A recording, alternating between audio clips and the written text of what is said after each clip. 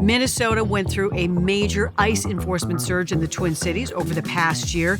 And because of that, the possibility of ICE agents present at polling places is the single most common fear of voters. So, should we be concerned?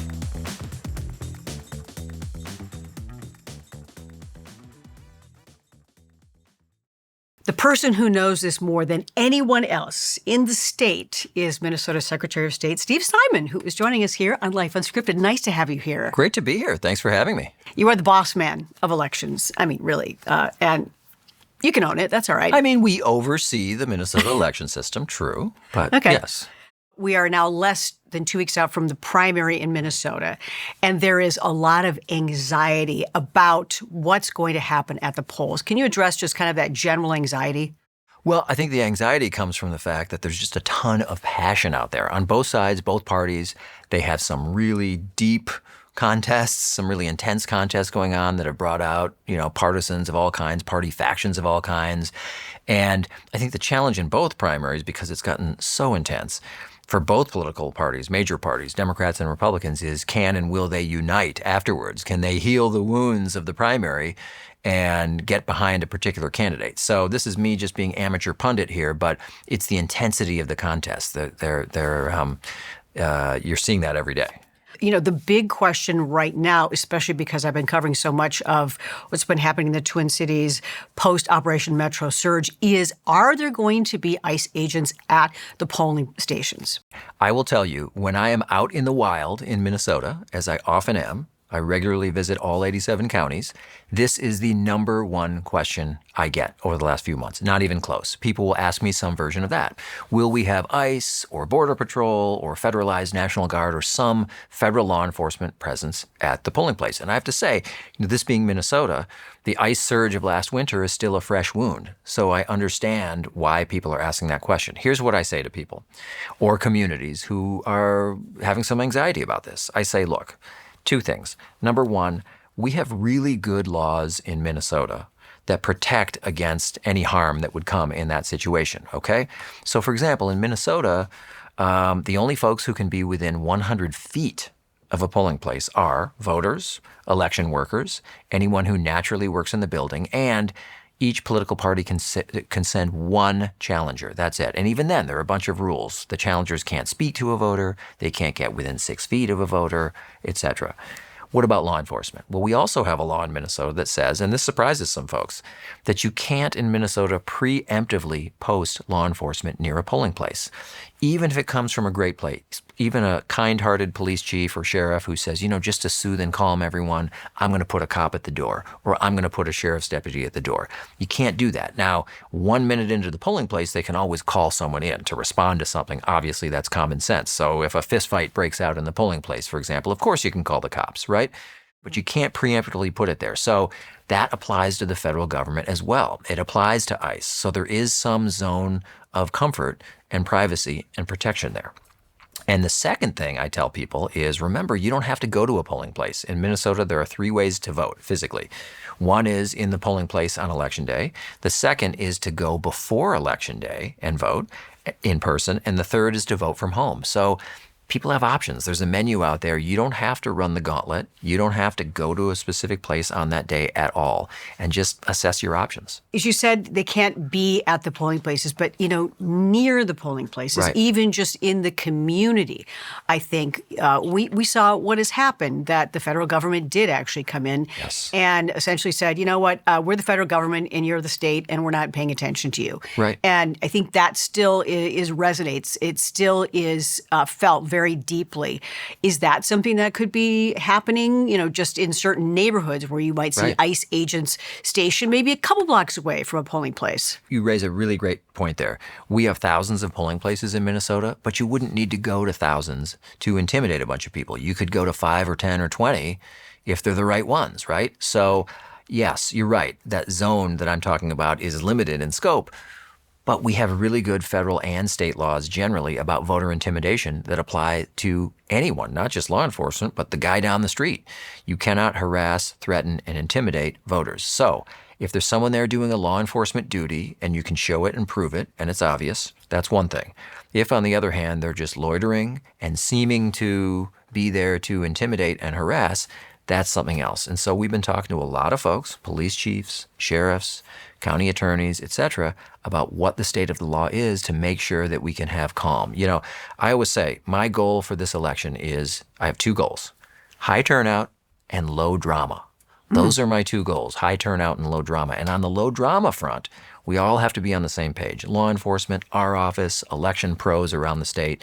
We want low drama. I think we can get there. And we tend to have high turnout here. Yeah. In the state. Very. Without a doubt.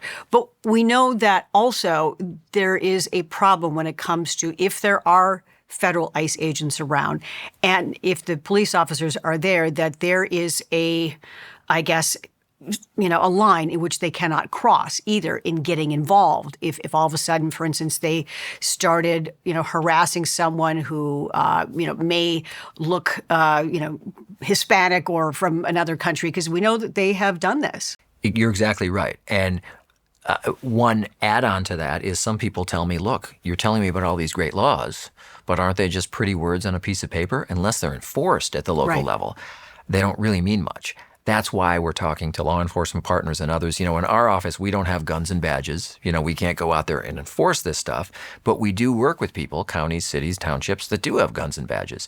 It's up to them in terms of how they're going to want to enforce it. My prediction is some of them are going to want to go to court and get a court order. Some of them maybe not, but we want them to know what the tools in the toolbox are. State and federal laws that guard against exactly what you're talking about. They've just got to enforce it. They've got to actually use those laws. And, I don't know what kind of confrontation that looks like in a particular place. That's really up to law enforcement. That's not our office. But if they need to run to court, we want to know that too, so that in a given instance, we might be able to help with that. And the Attorney General's office might be able to help with that to get immediate relief that day immediately from a judge or from a court. Okay, well, we'll break down, the laws and a few other things. But first, we're going to take a quick break on Life Unscripted. I love to travel, and I found the funkiest bags perfect for some of my upcoming trips. What I like about Terrain bags are the designs. They stand out.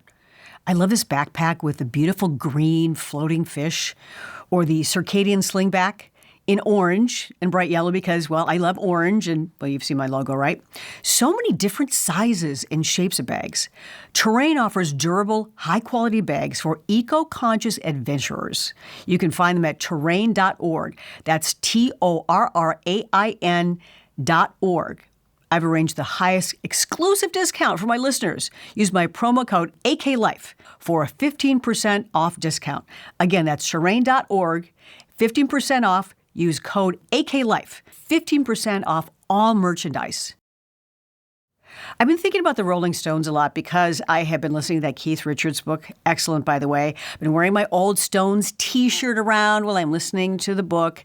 And if you have some fantastic bands that you want to celebrate by wearing a t-shirt, a graphic tee, there is a place to go.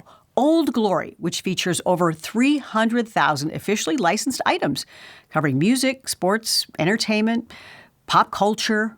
It's really cool. Maybe you like Bob Marley, maybe the Beatles, maybe the Grateful Dead. Well, this is an extensive selection of graphic tees. They've got hoodies, hats, and accessories, kind of quirky gifts, and fun pop culture appeal and apparel. So music fans can shop merch featuring iconic album art and band logos at Old Glory. This is the ultimate source for high-quality, licensed fan merchandise for all ages. You can find them at oldglory.com and use code AKLIFE, and you will get 15% off all merchandise. Check it out. We are back talking with Secretary of State Steve Simon about, of course, the upcoming elections, the primary coming up and beyond. And voters, I think, really want to be reassured about, the laws and what is going to happen, when they go out to vote. If they choose, for instance, not to vote at home or online. What does this look like? It's, not only for voters, but also for people who are working at the polls. That's another thing that in recent years people have talked a lot about. It takes 30,000 people to be election judges for us to carry out an election. That's a small army, so you want to make sure that they're secure as well.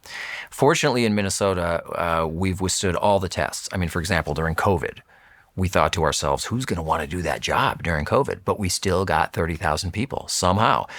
All that is to say that we have a good core of people who have been doing this for a while and new people who want to come in and refresh the pool. In terms of security, though, you're not going to have people doing that job if they think they're going to be at risk. So again, we have really good laws in Minnesota and really good training on those laws for the election judge about who's allowed to be in the polling place, law enforcement, or anyone else. For example, take the just political realm for a second. The law is really clear that political folks, you can't send a swarm of people in there to be observers. Each political party gets to send one person. That's it, one. Not a mob, not a swarm. And even then, the law is they can't speak to a voter. They can't stand within 6 feet of a voter. They can only challenge a voter based on what's called personal knowledge. That's the exact phrase in the law.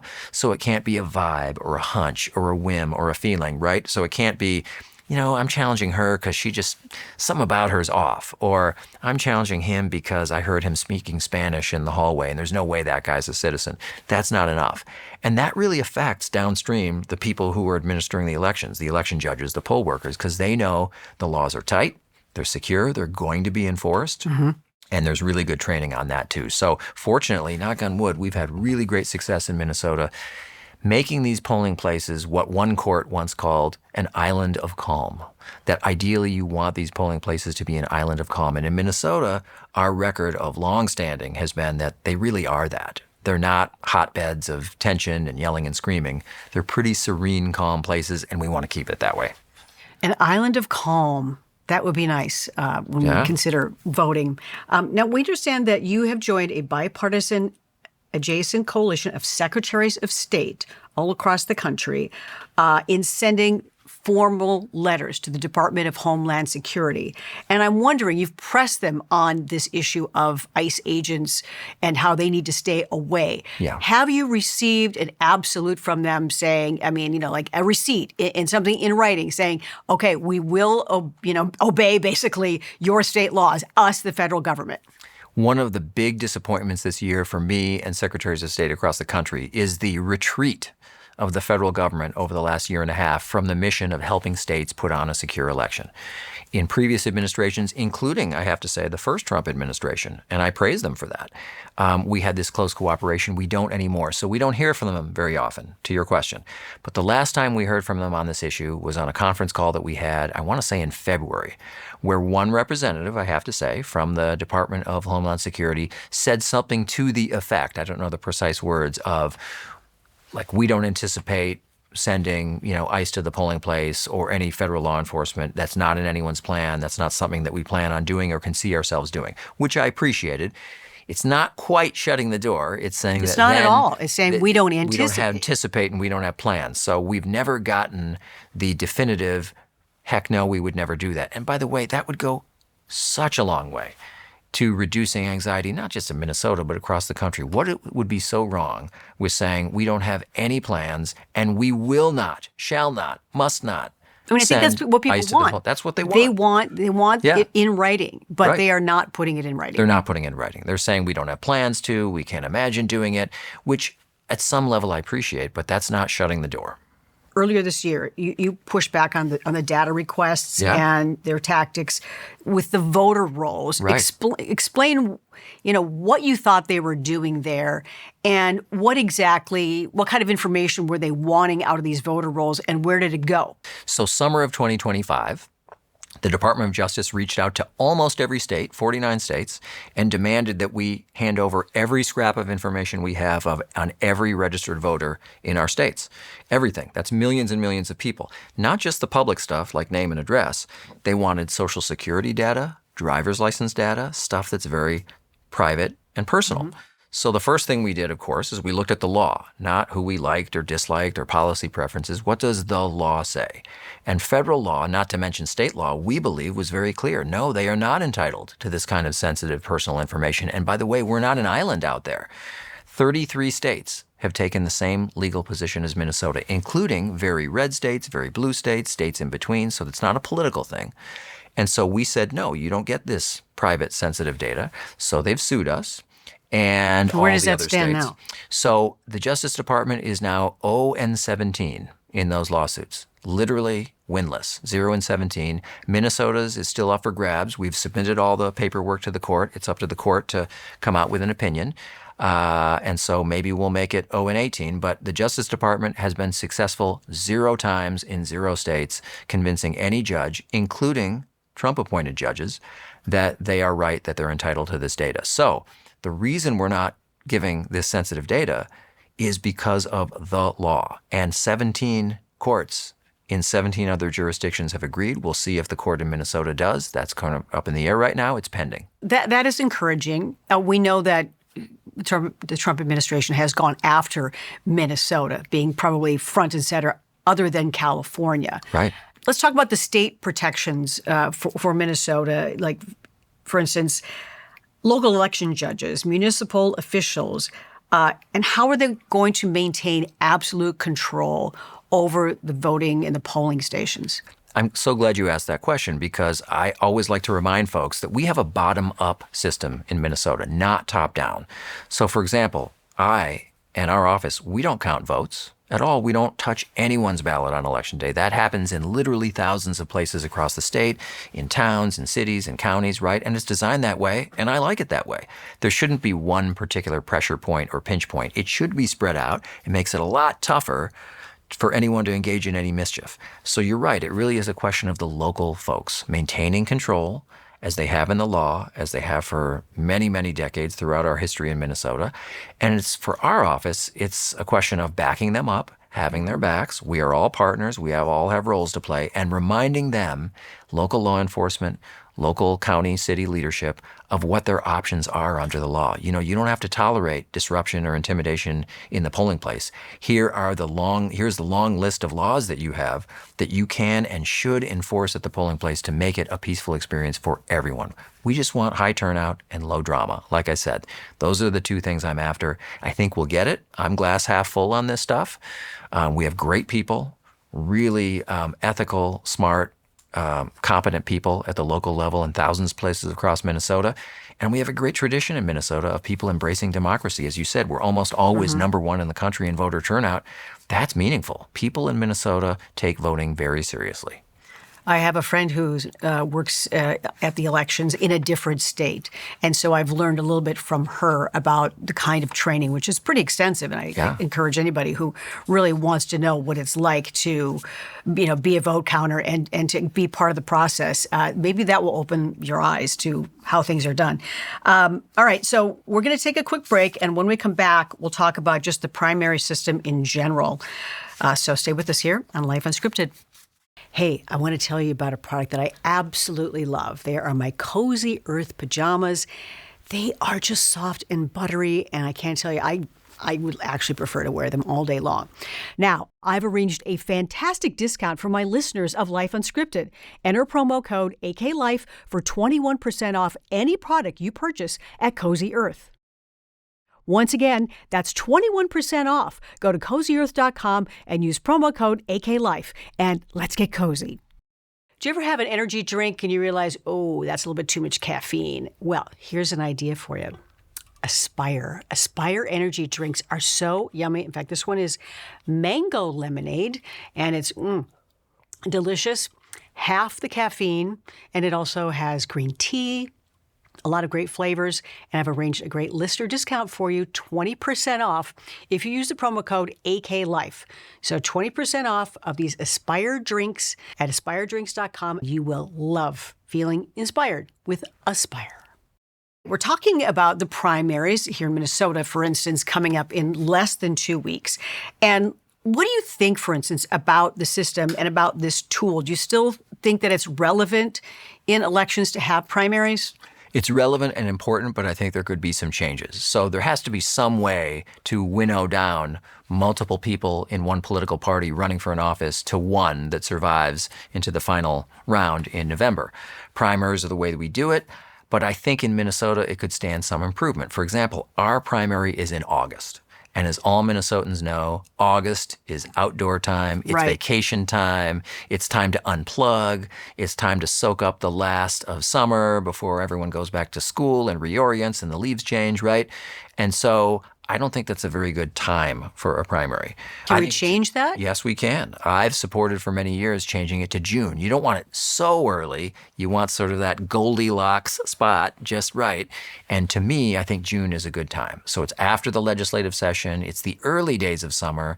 But it also, to me, would get the intra-party stuff out of the way. So everyone arguing within the Democratic Party or everyone arguing within the Republican Party, those arguments are over by summer. Candidates can go to their county fairs and do all the summer events as the nominee of their party, get all that internal stuff out of the way, and start talking about who's going to be the best office holder, not just who's going to be the best Democrat or Republican. That's my own personal view. I've thought that for a long time. So part of it's just the date. You get lower turnout. You don't get as much engagement. And I think that's one change that would do a lot of good. Some criticism about the primary system is, first of all, you've got Democrats, Republicans, and quote unquote independents or Green Party, whatever. The middle is not, or I guess whichever way you lean, there isn't room for other parties really. I mean, truly, as far as there's so much money being thrown into the elections right now, and it seems like who can raise the most funds and how.